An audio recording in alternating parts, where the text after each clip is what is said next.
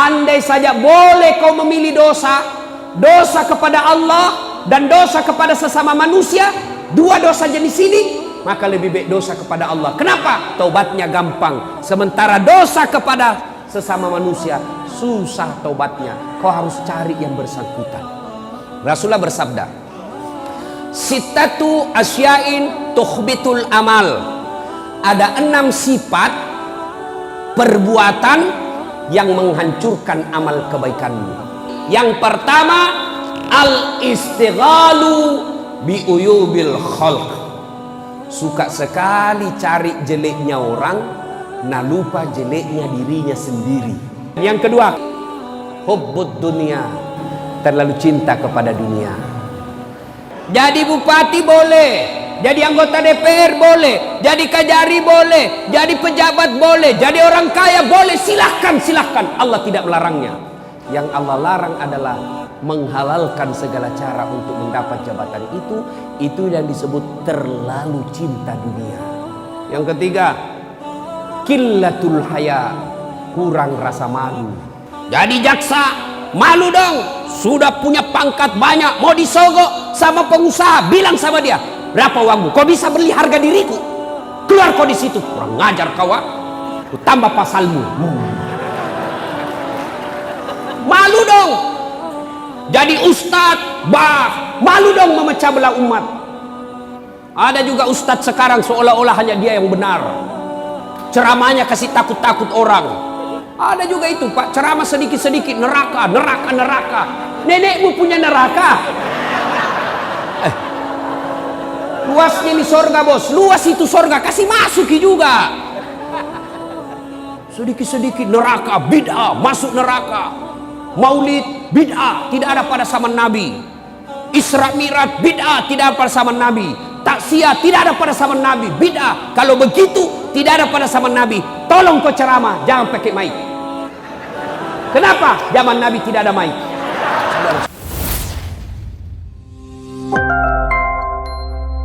Sallu ala Nabi Muhammad. Wa qala idan, Allah kemudian berfirman, bismillahirrahmanirrahim, innallaha wa malaikatahu yusalluna ala nabi ya ayyuhalladzina amanu sallu alaihi wa sallimu taslima.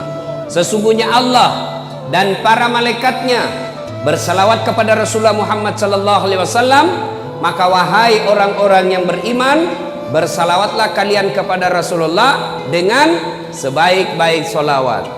Salatullah salam ala toha rasulillah, salatullah salamullah ala yasin habibillah.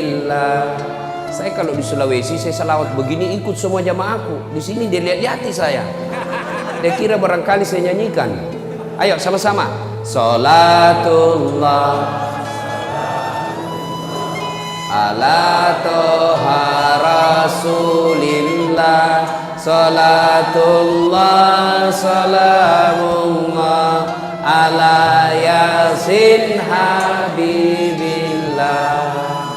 Ibu bapak, saudara-saudara sekalian teristimewa yang kita hormati, tamu spesial kita hari ini Bapak Bupati Luk Banggai, Bapak Kajati, insya Allah mudah-mudahan jadi Kajari, Bapak Kajari Kabupaten Banggai, Bapak Kapolres berta seluruh jajaran, Ketua Pengadilan dan Ketua DPRD Kabupaten Banggai yang menjadi contoh buat kita semua.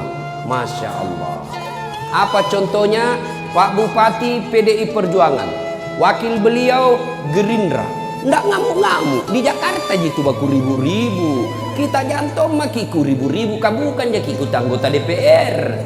Coba belajarlah kita dari sini. Nah, kali ini kita tablik akbar, temanya memelihara ukhuwah, memelihara persaudaraan. Itu inti pembicaraan kita. Dua pembicara sebelumnya mengajarkan kepada kita untuk bersaudara, jangan berpecah belah. Dan persaudaraan itu biasanya selalu diawali dengan banyak teman. Saya mau tes hari ini, Polri, Saya kasih hadiah. Siapa anggota Polres Banggai yang bisa menghafal 5 sahabatnya, namanya temannya? Ayo, saya kasih hadiah. Ayo, 5 mau, jangan mau 10. 5 teman kalian, polisi, sama-sama polisi, namanya lengkap. Siapa yang hafal? Saya kasih hadiah. Ayo, ayo, angkat tangan. Ayo, sini, sini bos. Ya, kita buktikan. Ya, ya, alhamdulillah. Pak Deki, tapi sebelum jawab pertanyaan itu ada passwordnya. Pertanyaannya, siapa namanya neneknya Kapolres? Ayo, apa ini? Jawab memang nih.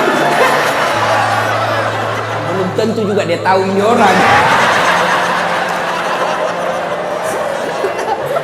Belum tentu juga dia tahu ya, ini namanya polisi yang tidak kehilangan akal. Siapa namanya neneknya Kapolres? Abdul Latif. Belum tentu juga Bapak tahu. Atau lebih gampang lagi, silakan mohon izin saya tanya sama Kapolres. Lebih aman. Nah, coba Bapak sebut 5 sahabat Bapak di kesatuan Bapak. 1, Chandra Esa, 2, Sukimin Esa, 3, Ronald Esa, 4, Sukarman Esa, 5.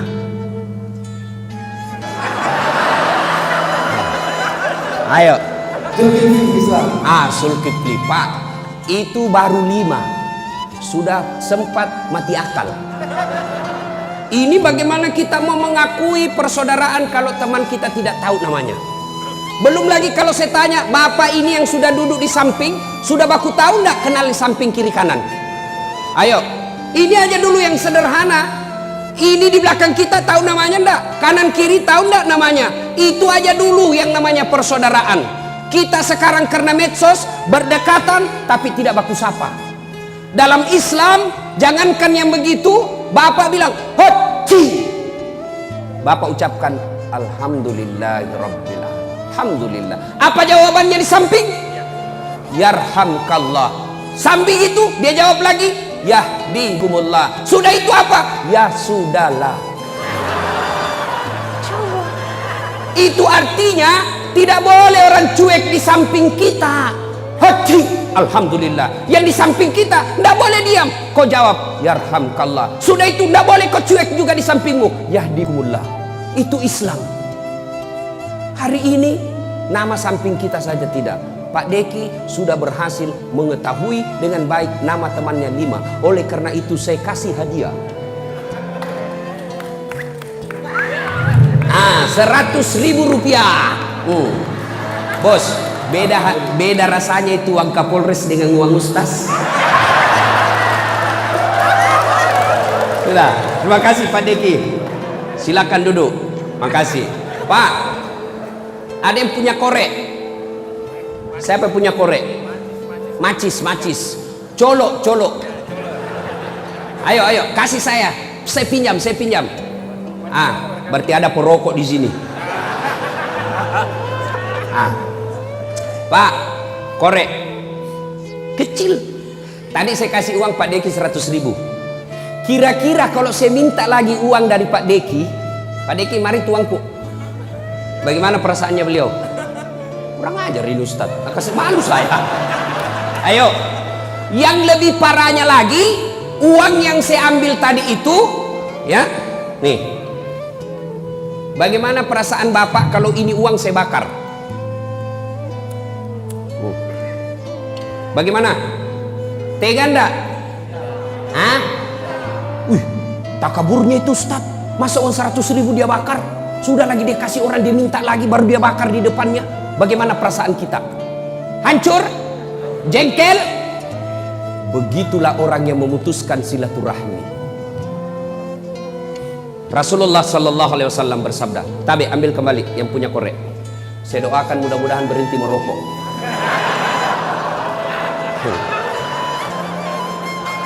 Itu orang perokok Pak, kayak orang beleng-beleng saya lihat. Coba lihat orang kalau merokok kayak dongok-dongok tuh.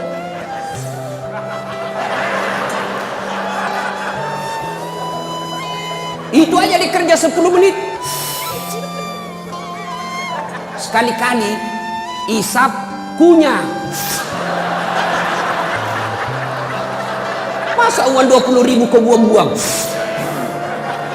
Baru kita itu yang tidak merokok, Pak. Di sampingnya perokok. Pas kita pulang, biar celana dalam bau rokok juga, Pak.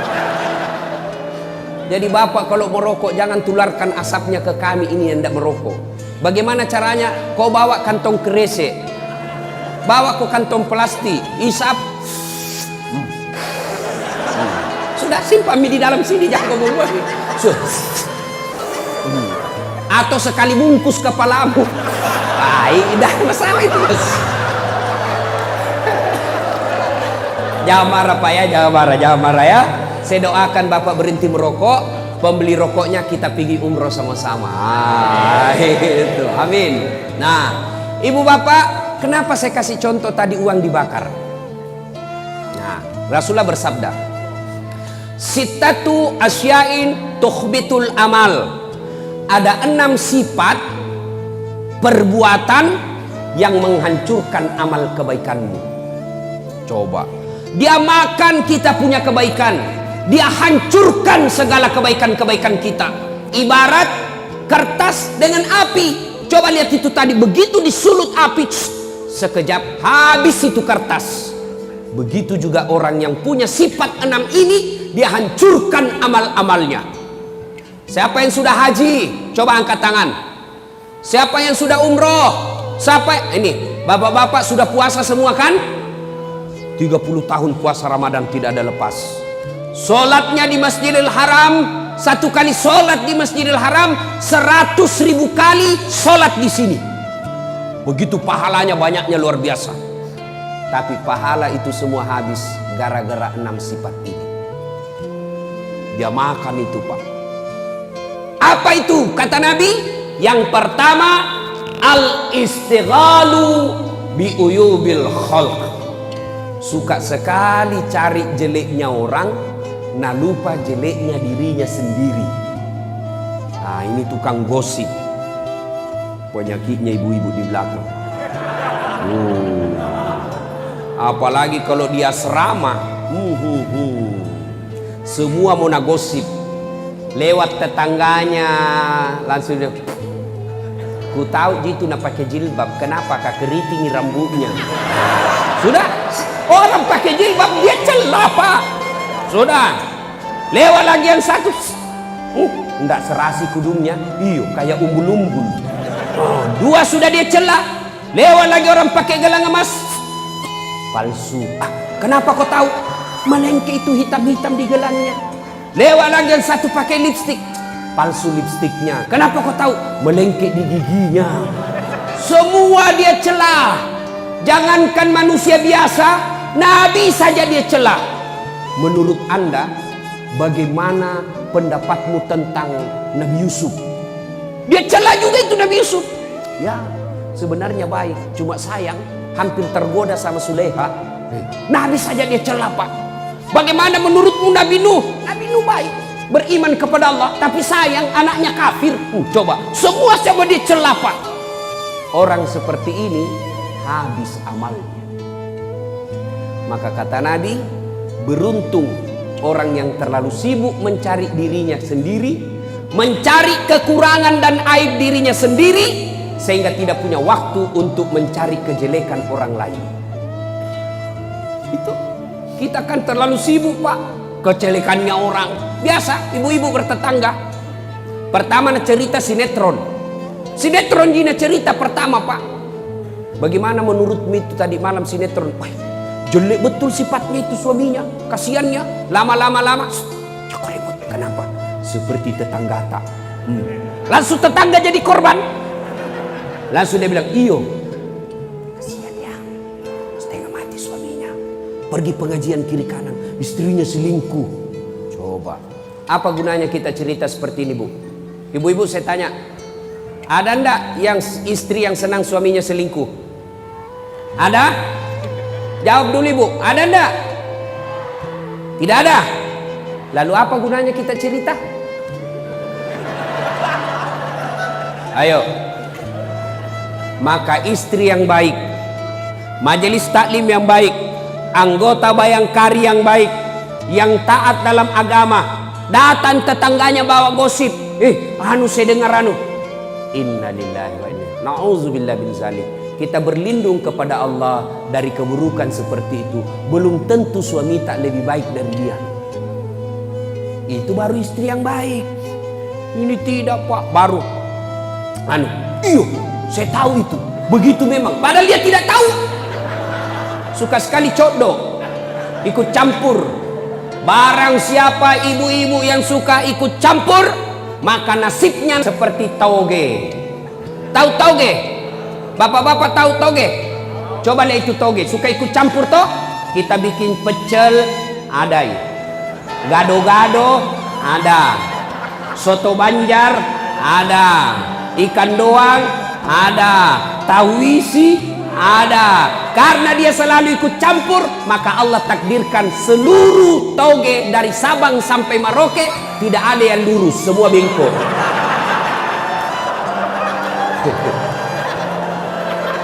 Maka kalau ada ibu-ibu Bayangkari di komplek, pagi-pagi gosip teriaki saja. Pagi-pagi toge ini ye. Ayukibbu ahadukum, sukakah kamu memakan bangkai sesamamu manusia?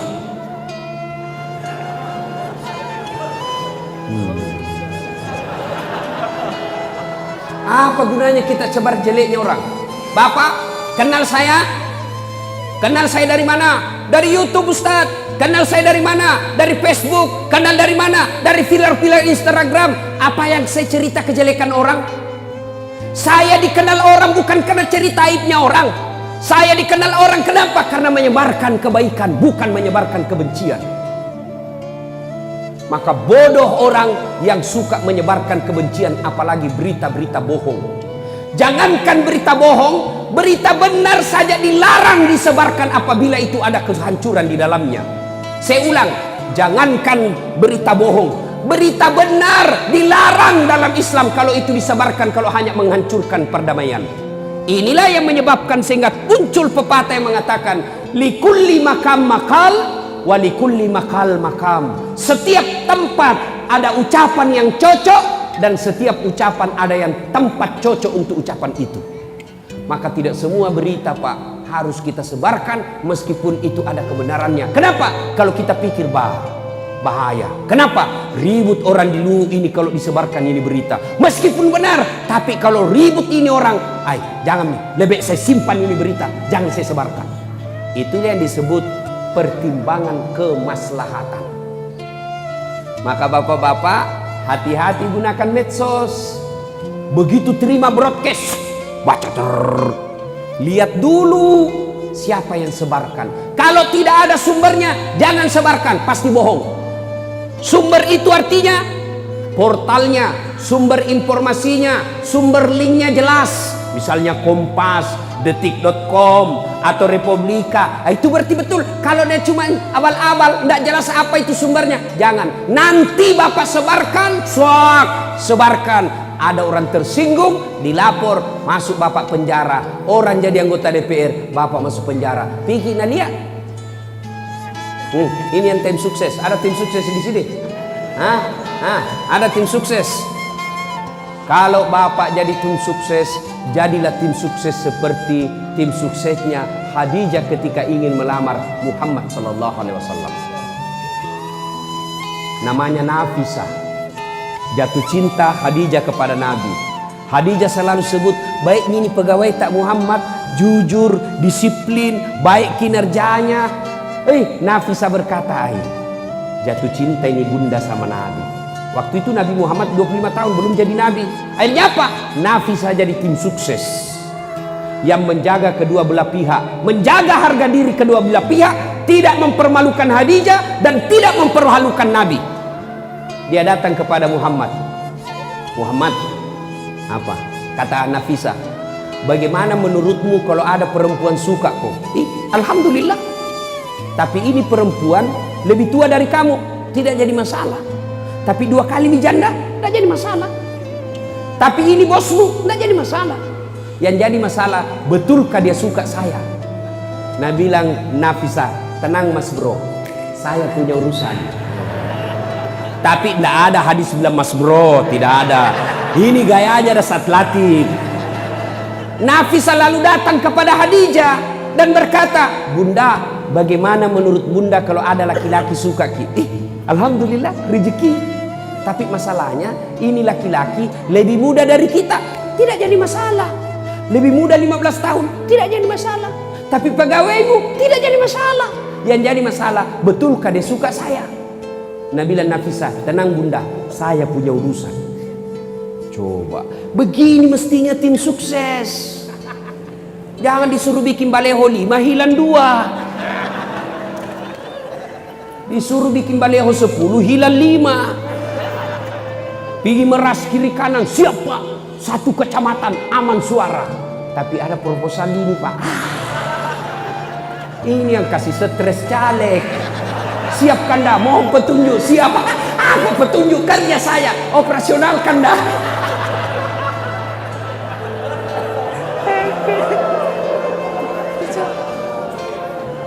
Pak, jangan memeras caleg.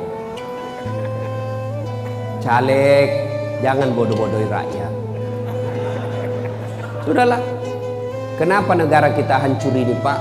Jangan salahkan anggota DPR saja. Jangan salahkan penegak hukum saja. Jangan perapatan legislatif dan eksekutif saja. Kita ikut salah.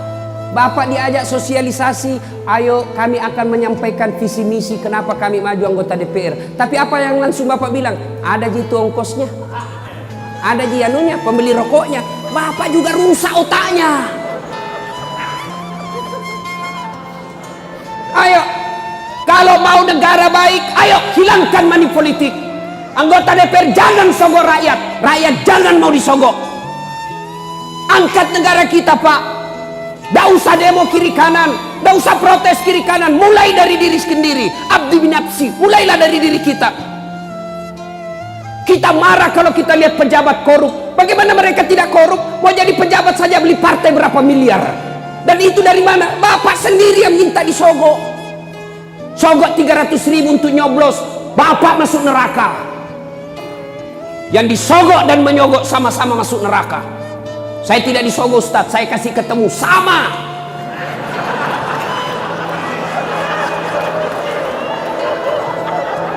Pak, 2019 17 April, bantu negara kita dengan baik. Dengan cara apa? Jangan mau disogok. Pilih pemimpin yang Bapak yakini tidak usah bertengkar. A bagus, B bagus, 1 bagus, 2 bagus, silakan, tidak usah bertengkar. Tapi ingat, semua yang Bapak coblos demi Allah ditanya nanti tanggung jawabnya di akhirat. Kenapa kau pilih itu? Apa masalahnya? Kenapa kau pilih itu? Apa sebabnya kau pilih dia? Apa? Mari, apa alasanmu? Kalau Bapak mencoblos hanya dikasih 300.000, asari kupis saru-sari, bersekutu dengan jahat-jahat pula hukumnya. Bapak kalau mau bantu kepolisian, ada orang datang bawa beras, bawa baju, bawa money politik, rekam, bawa di polisi, lapor di Panwas, tangkap itu merusak negara kita. Setuju? Setuju? Betul? 500.000.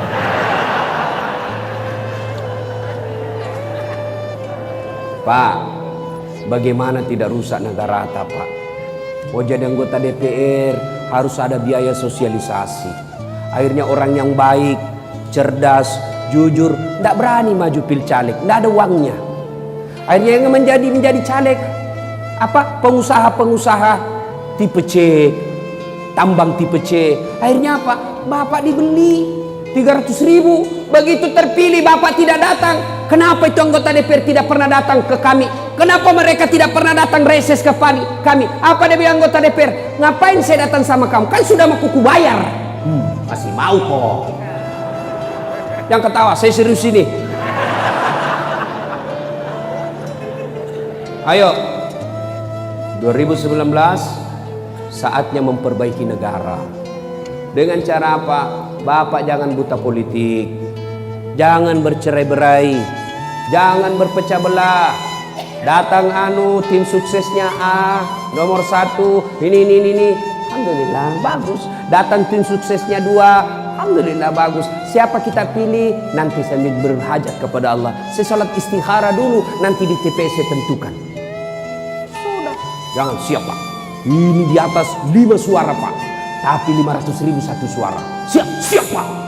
Sudah dikasih 500.000, begitu pergi TPS ada yang kasih 600.000, lupa 500.000. Ini yang kasih hancur negara. Akhirnya apa? Bagaimana negara? Coba kita lihat, jembatan belum diresmikan sudah roboh.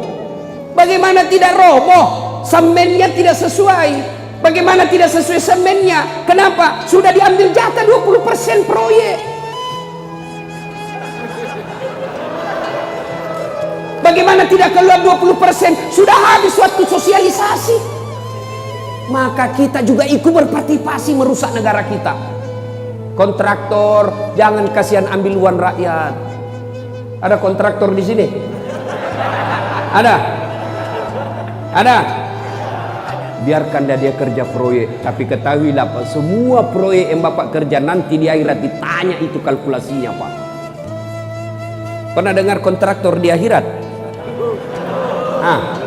Pernah? Baku SMS lah ini penghuni surga sama penghuni neraka. Dia bilang penghuni neraka, bagaimana kabarmu di surga Mas Bro? Dia bilang, enak sekali di sini bos. 1 laki-laki, 7 bidadari, perawan terus tidak pernah kentut. Jadi Bapak ini siapkan saja fisik Pak, 1 laki-laki, 7 bidadari yang Bapak hadapi. Lalu kata penghuni surga, kamu bagaimana kabarmu di neraka? Dia bilang, tidak ada enaknya di sini. Di blender jaki terus. Dia bilang penghuni neraka, bolehkah kami jalan-jalan ke situ? Dia bilang, boleh di sini Mako. Bagaimana caranya? Kamu bikin jembatan dari neraka, kami juga bikin jembatan dari surga, ketemu di tengah. Oke? Setuju? Setuju. Lelang proyek. Keluar pemenang tender. Waktu pekerjaan 3 hari.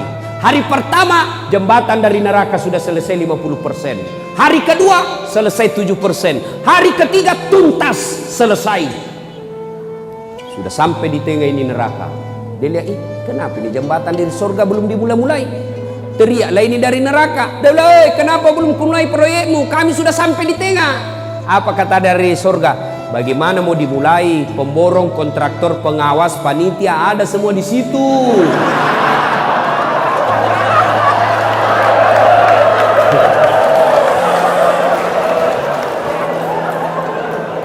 Di sini kasihan, hanya ada di sini penghafal Quran sama imam.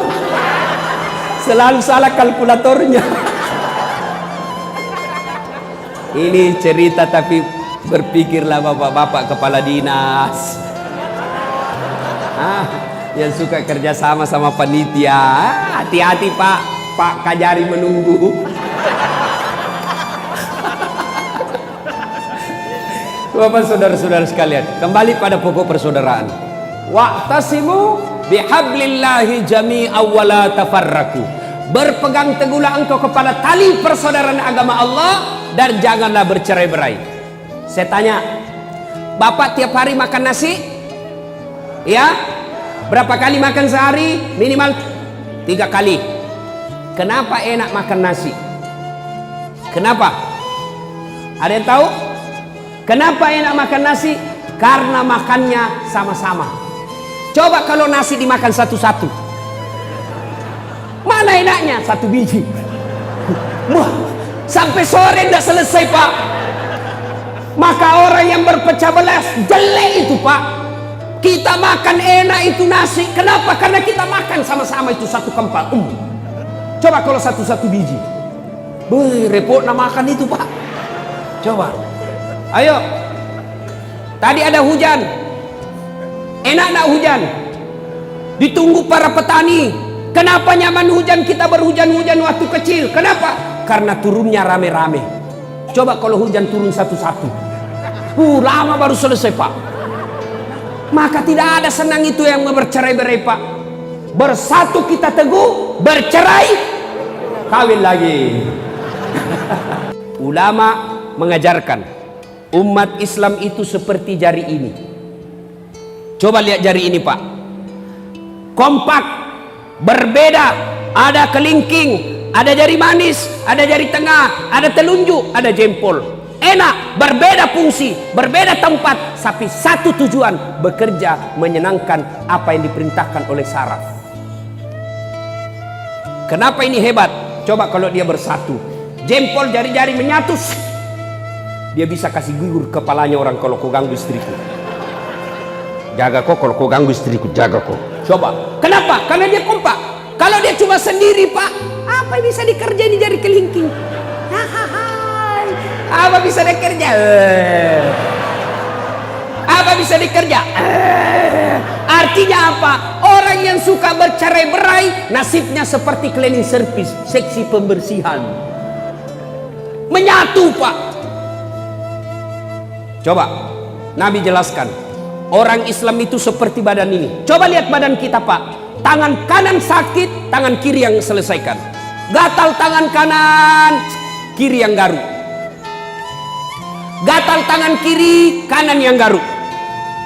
Gatal dua-duanya, kerja sama. Begitu mestinya kita orang yang ada di Liwu.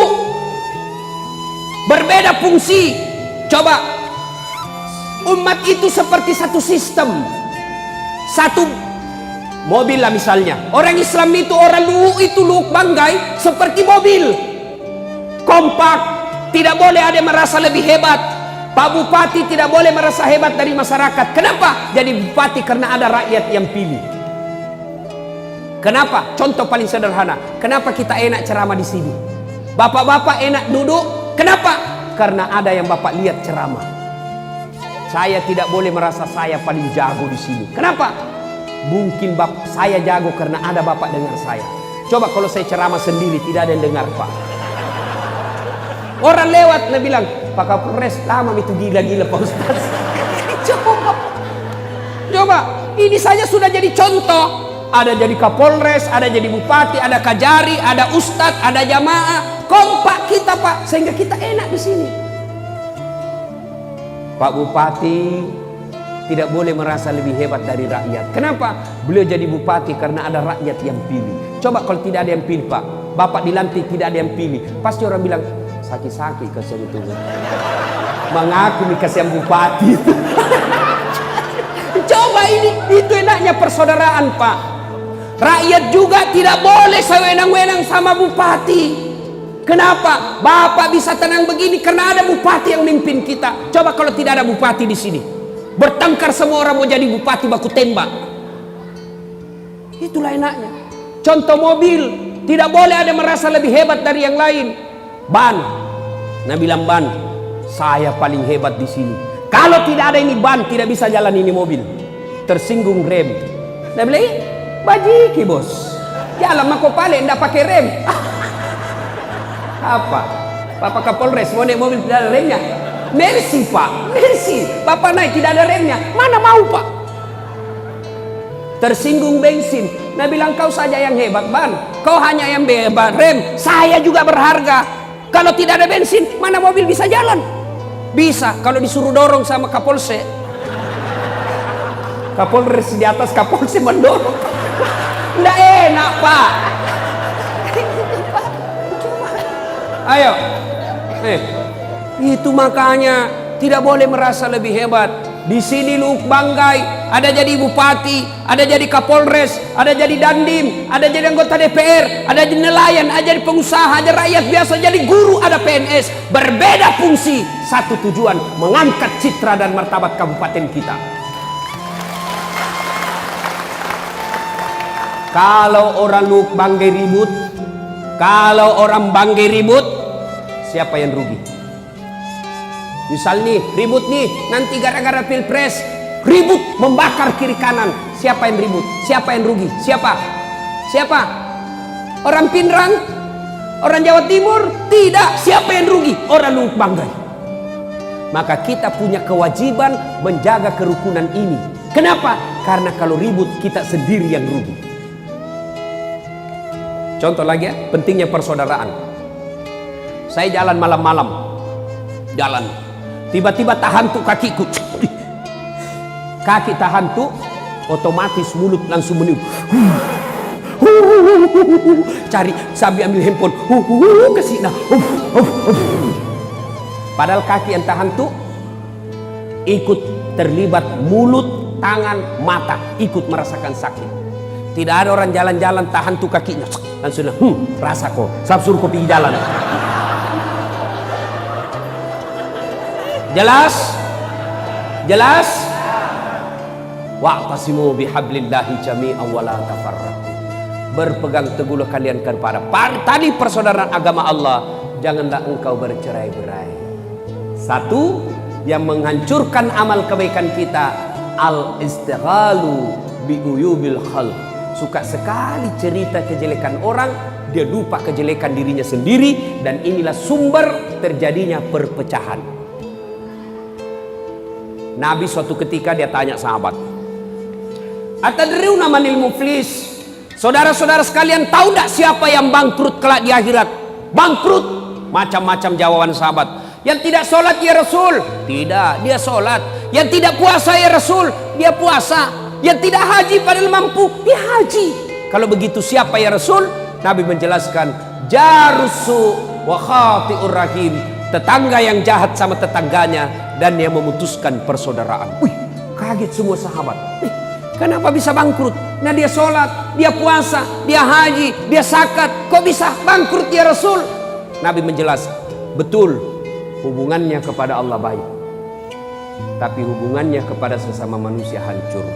Ketika distor pahalanya di akhirat kelak, ya Allah, ini sholatku, datang tetangganya, tunggu dulu Tuhan, saya pernah di kesatuan sama-sama itu di Polres Banggai. Nah, fitnah saya, katanya mobilku hasil korupsi. Gara-gara fitnahnya 5 tahun ditunggah pangkatku. Saya dikasih pindah ke pulau. Saya minta keadilan hari ini. Allah berfirman, kalau begitu ambil sholatnya ini yang pernah fitnah kamu. Habis sholat, dia setor lagi puasanya. Ya Allah, ini puasaku. Datang lagi tetangganya, tunggu dulu, saya pernah tetangga itu. Dia serobot itu pagarku, dia ambil tanahku 1 jengkal. Gara-gara dia polisi, saya tidak bisa melawan. Setiap saya mau lapor, kelihatan tembaknya, mundur lagi saya.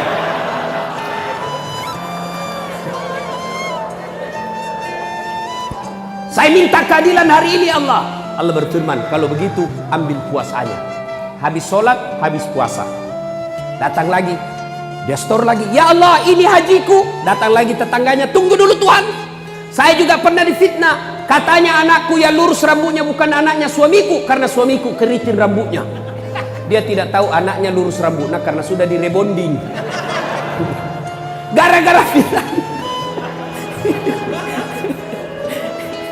Gara-gara fitnahnya saya tinggalkan kampung.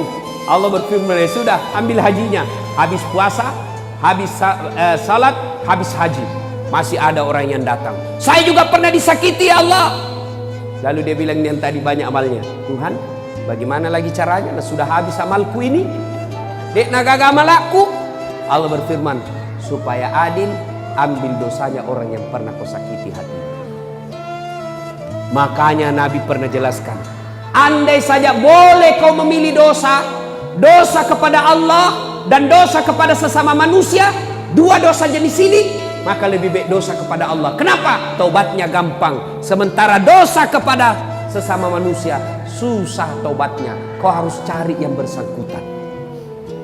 Kalau bapak dosa sama saya, 1 syaratnya, 1 bertobat, 2 mengakui, 3 tidak mengulang, 4 bapak datang minta maaf sama saya, 5 kalau berkaitan barang, kasih kembali barangku yang pernah bapak ambil. Ustadz, maafkan saya, kenapa? Pernah dulu kucuri sandal pak, kasih kembali sandalku. Baru betul. Selama bapak tetap ambil sandal saya, tobat bapak tidak diterima. Maka pegawai-pegawai yang pernah ngambil uang negara, kasih kembali pak, kasih kembali. Termasuk yang ngambil printer di kantor. Jangan ketawa, saya serius ini. Ambil kertas di kantor, anak-anak tulis skripsi bapak, ambil 1 rim, kasih kembali itu. Semen, atap kantor, gorden rumah dinas, kasih kembali. Selama bapak tidak kasih kembali, nanti kalau bapak mati disuruh pikul itu semua yang bapak pernah ambil. Suruh pikul pak, sambil menunggu nama tak diadili. Begitu lewat pegawai tak, kita pikul itu mobil, kursi, kipas angin, kulkas. Lewat pegawai, oh pantas hilang kulkas di kantor.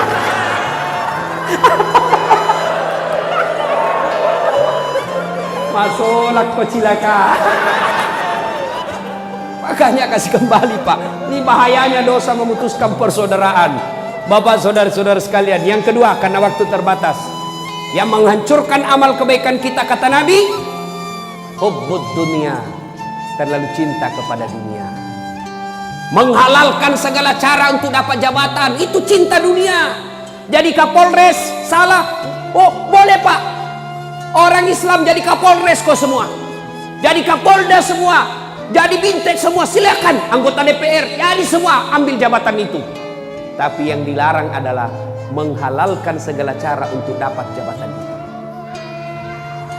Anggota kepolisian, Bapak mau jadi Kapolsek, tidak usah cari muka sama Kapolres. Bapak sudah punya muka.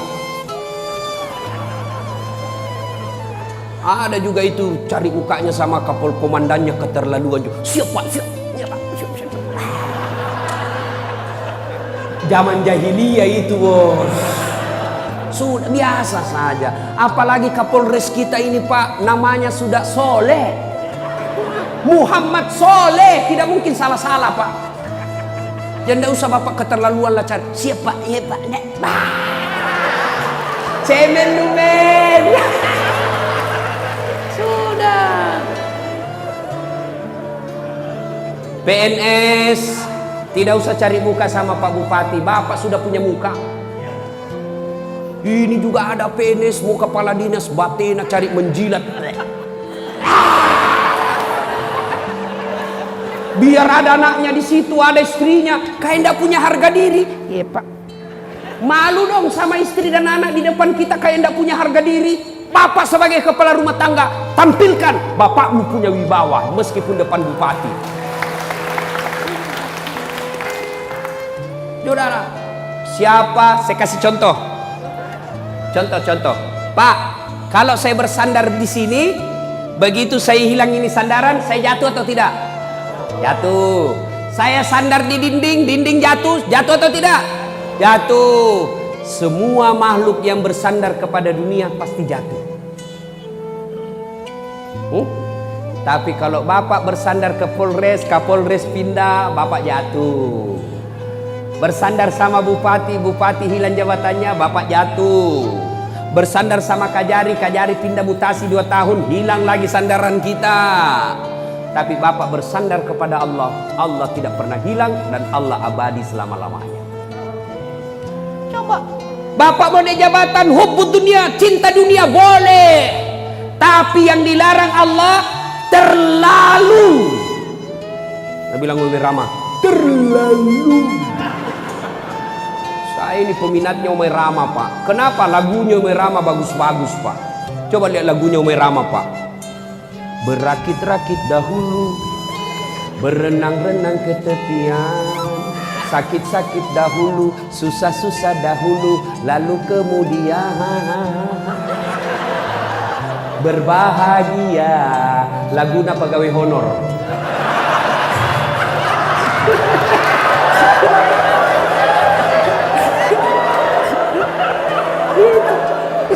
Lagunya Merama itu Pak, dakwah. Coba pulang suaminya menyanyi lagi Bu, Laguna Merama.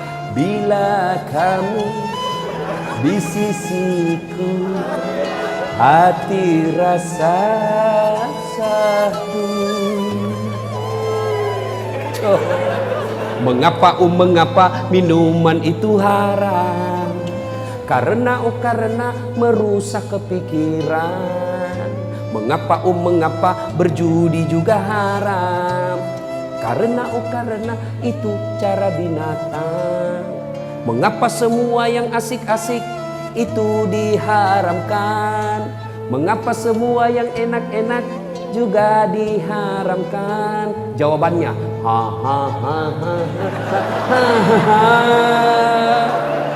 itulah perangkap setan, umpannya ialah bermacam-macam kesenangan. Itu lagu Nome Rama Pak, dakwah di dalamnya. Apa? Anak-anak apa?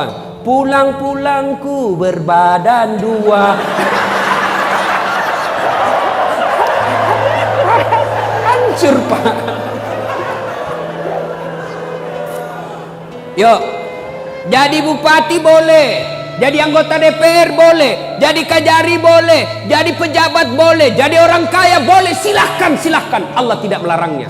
Yang Allah larang adalah menghalalkan segala cara untuk mendapat jabatan itu. Itu yang disebut terlalu cinta dunia. Mana lagi ciri-ciri cinta dunia? Takut putih rambutnya. Begitu beruban rambutnya sedikit, nak kasih sewer. Masuk di matamu cinta.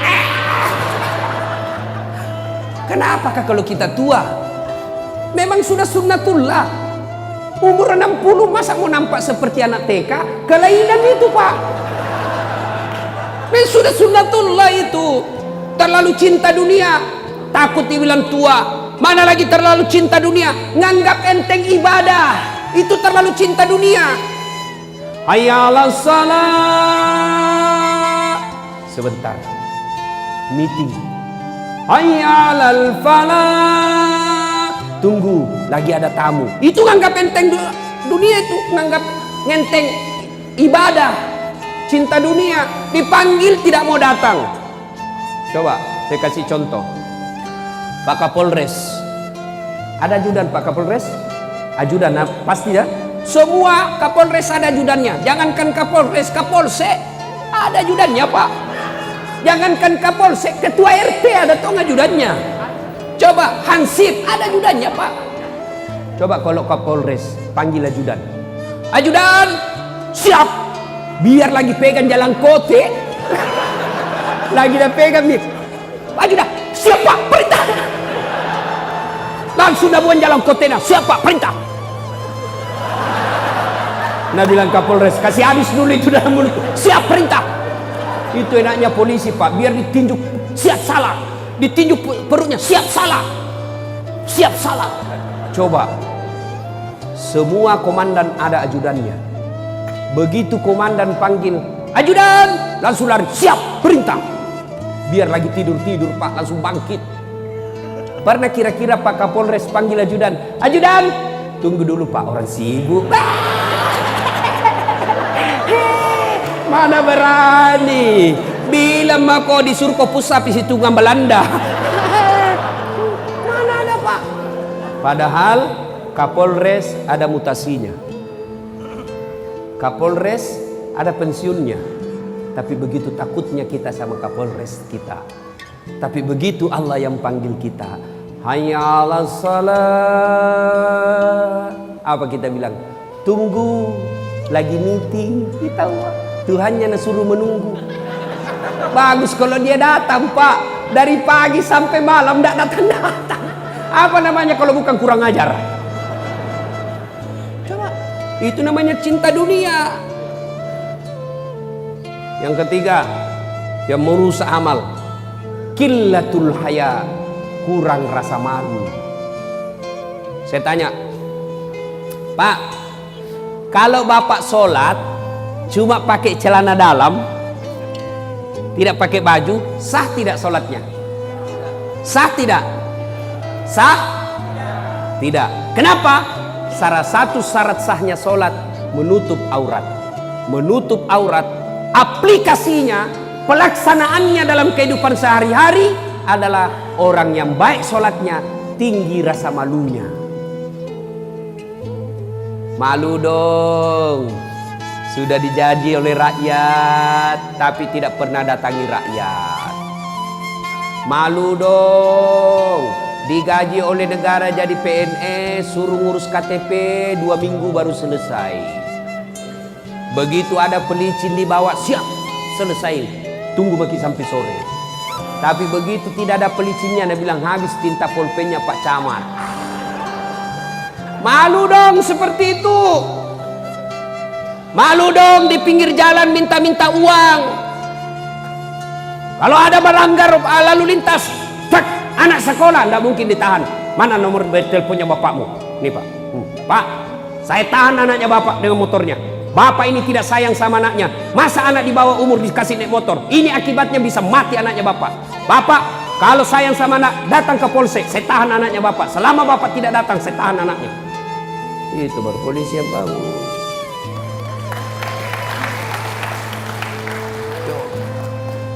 Jadi jaksa, malu dong. Sudah punya pangkat banyak, mau disogok sama pengusaha. Bilang sama dia, berapa uangmu? Kau bisa beli harga diriku? Keluar kau di situ. Kurang ngajar kau, tambah pasalmu. Malu dong. Jadi ustadz, malu dong memecah belah umat. Ada juga ustadz sekarang seolah-olah hanya dia yang benar. Ceramahnya kasih takut-takut orang. Ada juga itu pak, ceramah sedikit-sedikit neraka. Nenekmu punya neraka. Luasnya ini sorga bos, luas itu sorga, kasih masuki juga. Sedikit-sedikit neraka, bid'ah, masuk neraka. Maulid, bid'ah, tidak ada pada zaman Nabi. Isra Mi'raj, bid'ah, tidak ada pada zaman Nabi. Taksiyah, tidak ada pada zaman Nabi, bid'ah. Kalau begitu, tidak ada pada zaman Nabi. Tolong kau ceramah, jangan pakai mic. Kenapa? Zaman Nabi tidak ada mic. Saudara-saudara sekalian, marilah kita memanjatkan puji syukur kepada Allah. Kenapa tidak ada mic sampai di sini?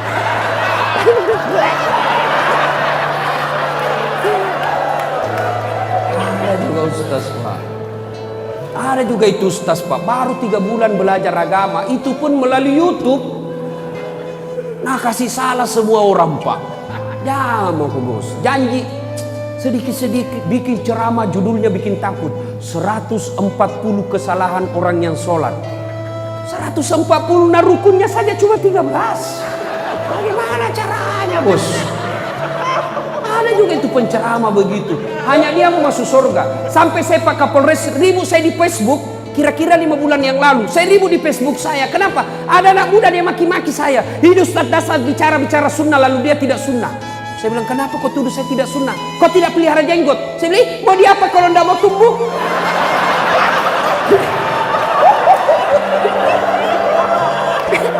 Gara-gara jenggot dia marah-marahin saya. Malu dong jadi ustadz bikin cemas orang. Malu dong jadi ustadz hanya ngancam-ngancam neraka saja, memecah belah umat. Saya juga heran kalau ada orang ceramah pak bikin takut-takut, memaki orang, menghina orang. Nabi rasanya saya pelajari hidup beliau dari A sampai Z. Tidak pernah lah beliau ceramah itu bikin takut orang. Ya? Nah sebenarnya masih ada 2 lagi yang akan menghancurkan amal kebaikan kita. Tapi waktu jualah yang membatasi kita. Sudah hampir maghrib, insya Allah lain waktu dan kesempatan. Intinya pak, mari menjaga persaudaraan. Wa'tasimu bihablillahi jami'a wa la tafarraqu. Berpegang teguhlah kalian kepada tali persaudaraan agama Allah dan janganlah engkau bercerai-berai. Terima kasih Pak Kapolres, Bapak AKBP Muhammad Soleh. Saya doakan mudah-mudahan AKBP-nya hilang hurufnya 1 menjadi AKP. Beda itu kan? Kalau AKBP dengan AKPD beda. Mudah-mudahan segera lagi menjadi bintang. Tapi terakhir, ada caleg di sini? Banyak? Pak, pakai rumus saya. Sangka baik. Saya dulu waktu tamat SMA daftar ke tentara. Akabri penerbang. Karena ada sepupuku kalau pulang banyak lamban-lambannya pak. Kalau jalan begini dia jalan. Daftarlah saya jalan Garuda depan Pertamina Makassar. Begitu saya tes fisik tidak lulus. Kenapa? Ceper. Tidak cukup tinggiku pak. Saya protes kepada Allah waktu itu. Ya Allah, kenapa kau lahirkan saya dalam keadaan pendek? Kau tidak rugi jadi tuan kalau saya jadi tentara. Temanku lulus pak. Padahal tidak pernah nakalan nilaiku. Lulus. Sekarang dia Polda Sulsel. Dia reserse 1 bunga-bunga. Reserse pakai baret merah. Saya pakai baret putih. Alhamdulillah, dengan baret putih yang saya pakai, mulai baret hitam sampai baret merah ku caramai kau semua. Pak, Bapak sudah sosialisasi, sudah sebarkan baleho, sudah bikin kajian-kajian taklim, pengajian-pengajian, bagi-bagi kartu nama, ternyata Bapak tidak terpilih, percayalah bukan itu yang terbaik buat Bapak. Sangka baiklah kepada Allah. Apa yang Allah kasih itulah yang terbaik. Dulu saya keberatan kenapa saya tidak jadi tentara. Alhamdulillah sampai sekarang saya jadi ustadz. Andai saja dulu saya jadi tentara, sampai sekarang saya masih hormat-hormat Pak. Siap. Sekarang tentara hormat sama saya. Kenapa? Allah kasih yang terbaik. Bapak jadi anggota DPR tidak terpilih, Allah tahu. Kalau Bapak jadi anggota DPR disita, masuk KPK, ditangkap satu kantor. Allah tidak mau Bapak ditangkap. Jelas? Nah, inilah tausiah kita, mudah-mudahan ada manfaat. Terima kasih Pak Kapolres, terima kasih Pak Bupati, Pak Kajari. Mudah-mudahan Allah Subhanahu wa taala melimpahkan rahmat dan kasih sayangnya kepada pejabat-pejabat kita sehingga memimpin negeri ini dengan baldatun thayyibatun wa rabbul ghafur. Terima kasih, lebih dan kurangnya mohon dimaafkan. Nun wal kalam ya masrun billahi fi sabilil haq. Assalamualaikum warahmatullahi wabarakatuh.